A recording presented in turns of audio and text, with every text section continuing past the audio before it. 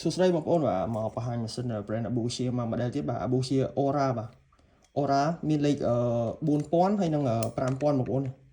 អានេះ4000ហើយអានេះ5000បងប្អូនចលាសគ្នាដែរទេបាទហើយតម្លៃវាគួរសមទេបាទលេខ4000នេះតម្លៃតាម28បងប្អូនបាទ28បងប្អូនលេខ5000 29ខុសគ្នាតាម$បងប្អូនឆ្លាញ់ទំហំមួយណាយកមួយនឹងបាទ Abusia Aura ហើយស្ពេចរបស់វានេះបងប្អូនលើម៉ាស៊ីននេះស្ពេចរបស់វាលេខ4000នេះបាទបណ្ដាញរបស់វា5គ្រាប់7ជុំ5ចុចបាទកម្លាំងទាញ5គីឡូកន្លះបាទទម្ងន់280ក្រាម88ក្រាមបាទអែម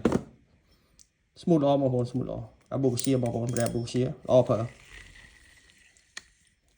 តម្លៃតាម28ឯងបងប្អូនលេខ4000លេខ5000 29បងប្អូនសល់ស្តុក4គ្រាប់ទេបង4គ្រាប់ទេបងប្អូនចាអារម្មណ៍តាក់ទងបានណាបាទ4000 5000រៀងស្អាតហើយស្ពេច5000នេះបងខ្ញុំឲ្យមួយតិចស្ពេចវាដូចគ្នាបងប្អូនស្ពេចដូចគ្នាទេខុសតាទម្ងន់គ្នាបន្តិចហើយនឹងចំនួនខ្សែទេណាបាទស្ពេចដូចគ្នាបងប្អូន smooth ល្អ ស្ទូចបក់មកអែម